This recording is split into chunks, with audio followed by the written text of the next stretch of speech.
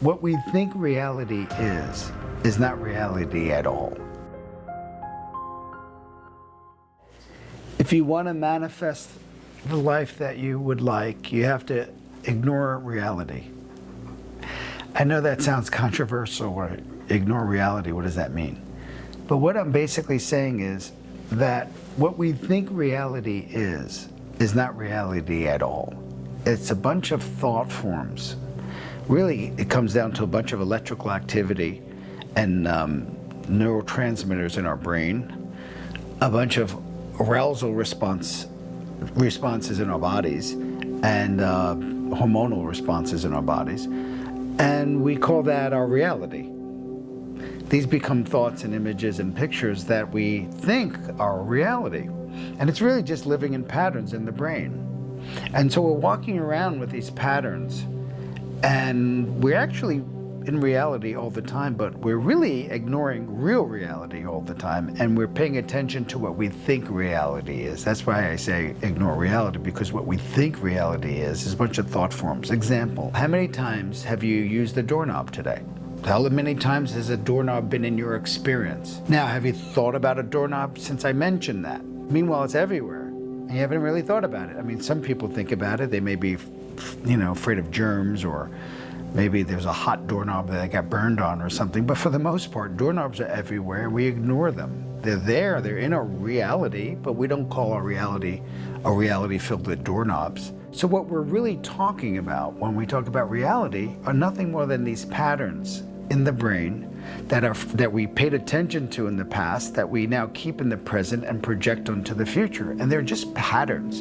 And there's basically three important patterns that it's running all day, every day, and we call that our reality. So our job is to realize that first, reality is in there, and then second, to change the pattern so we change our reality in here, and then the brain just notices something different out there. That's what one would call the law of attraction. You're just being attracted to things that are important in your mind, and your brain is scanning.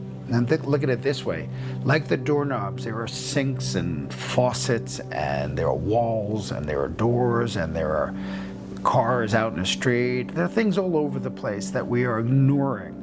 If we had to really pay attention to everything all at the same time, we'd go mad. So the brain has to start scanning its environment for the important patterns. And those important patterns we learned through emotional reactions to life that got stuck in our brain. And most of them, and body, most of them started before 12 years old, and the brain just keeps looking for these patterns. And there's basically three patterns that it's looking for.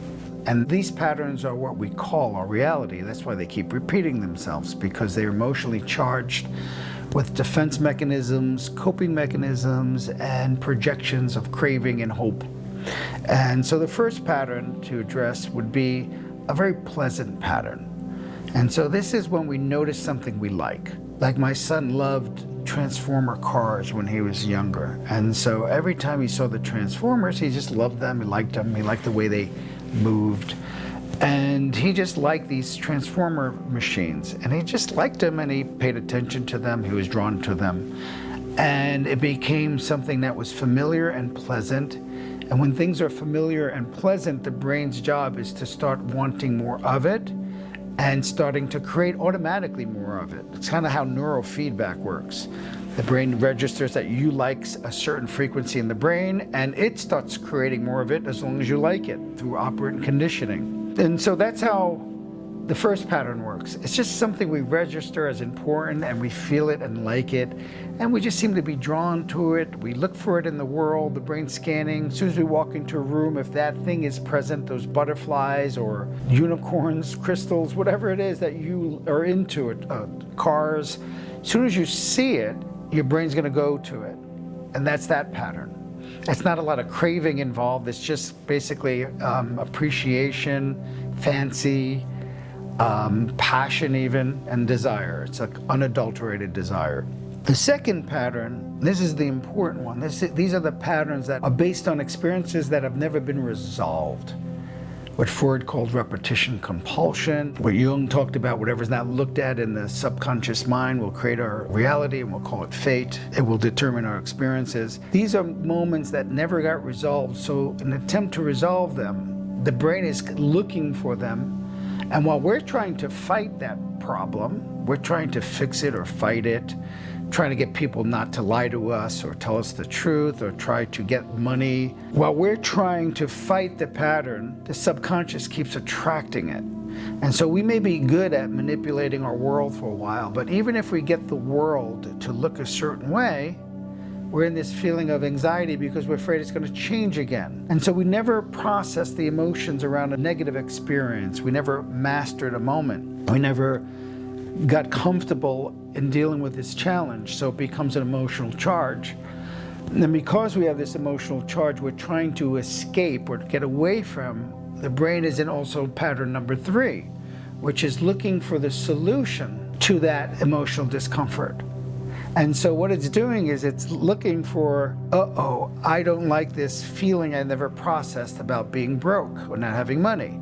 And it's either going to bring up feelings of not being physically safe, it's going to bring up feelings of not being important or approved of, and it's going to bring up feelings of being controlled. I can't do what I want, or someone's going to tell me to do what they want because I don't have enough money to say no. And so that pattern that's we're trying to escape creates fantasies and hopes and what the Buddhists call attachments to things, which is, I don't like this pattern of being broke, I want to win the lottery, or I want to become a billionaire. I don't like this pattern of not being wanted or welcomed, I want to be famous, I want to be significant. I don't like this pattern of being alone, I need someone to commit to me. And so we have these patterns that are created from 2 and 3, what the Buddhists call aversions and attachments. I'm not liking this, and I think only that can get rid of this. And when we're in this loop, it creates this perpetual loop. It's like a 3-stage loop. The first is hope. I think this is going to happen. That person likes me. I'm going to get that job. I might get that reward. I might get that money. I might not have to do that for a living anymore. And I may not be alone. This person likes me. All right. So we have hope. And that's just excitement and dopamine. Getting excited about some reward. Right? And that's creating this hope. But then when we get the thing, if we're in the pattern number 2, while we're getting number 3, then 2 is worried about it happening again, pattern number 2. So even though we have it, we're now terrified of losing it. So now that I have that person, the hope starts turning into fear. Because what if I don't have this dopamine anymore, and the other emotion I never dealt with in number 2 comes to the surface because they abandoned me, or I have to do what I don't want to do, I'm not going to be physically safe anymore. Now I have anxiety of losing what I have. Then I may unconsciously sabotage the situation in order to feel the emotions I've been suppressing in number 2, and now I'm back to the emotions of number 2, looking for a way out by getting more hope, getting what I want, feeling anxious, or always trying to get what I want, and I never get there. And so the solution is to dissolve 2, to integrate 2, to master 2, to release the emotions around 2, and rather than reaching for 3, you internalize the thing you want as if it's happening now. Now this creates number 1 again, which is this feeling of having what you want, liking it, and your body wanting more of it. And that's when it becomes unadulterated desire. That's when we're in this place of what people call the law of attraction, or just positive excitement. And we just know things are working out and challenges come and go, but it's not angst driven. It's not, we don't get depressed if it doesn't happen. Think about like wanting to go camping or something with your friends, and you think it'd be a great idea. If it's raining, you might be bummed, but you don't fall apart. You're not terrified of it not happening. You're just excited about the possibility of it happening because you kind of feel it inside, so you want it outside. And these are the patterns that we want to work on that will help us to have a more of a flow life. The problem here with these patterns is oftentimes it's someone's really mastered the industry versus inferiority stage of development, where they really feel that they can accomplish any goal they want. If their goal is driven from this pattern number 2, they may actually get what they're looking for in 3. But again, they're going to get it, and they're going to be constantly fighting to hold on to it. It's going to create a lot of extraneous and superfluous stress hormones that are just not needed, because these stress hormones are just about learning that life can be impermanent, life can be scary, life can suck sometimes, and those emotions have to pass through. We don't hold those emotions. We pass through. Emotions pass through. We either learn to accept life, relax, and then try to change it, going back to number one, or we accept that we can't change it, and then we think about what we would like, again, number one, and it starts building motivation to get the thing that we would like, so it becomes goal-oriented rather than a need to change our state. Basically, goal-oriented rather than self-regulation oriented. And that's what we're essentially doing, trying to use the external world that's always fluctuating and is impermanent and moving to regulate our nervous system, to give us a good, better mood, lower mood, higher mood.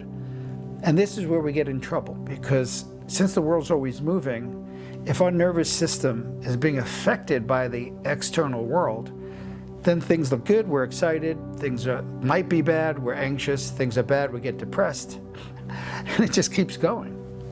And so we want to reverse that process. Psychologists call this the locus of control, trying to control your external environment rather than an internal locus of control, which is you're taking care of everything you can deal with, and that's your mood, your state, the images you hold, your intention, and how you feel about things. Well, if you take care of that, 75% of your life is taken care of. The rest is just basically taking action and moving towards those goals. And that becomes a challenge, and you're going back to that feeling of when you learn to walk or talk. You had an image, you had it in your head, you're actually experiencing it like mirror cells in your brain, as if you're actually saying the words or standing and walking. And your body just hasn't caught up to this experience, so you have a lot of this feedback until it catches up. And so you're always feeling it inside, loving it inside, and you feel a desire to want it outside. In the other recordings, we'll talk about how to master a moment, different tricks to mastering that moment, to overcoming a challenge, and understanding how these moments get stuck, why they get stuck, and how to reverse them. So you go back to number one, a perpetual state of receiving and positive expectancy. That's phase number one, or state number one. Hope that helps. I'm Joe Tabb with the Tabb Technique. I'll see you soon.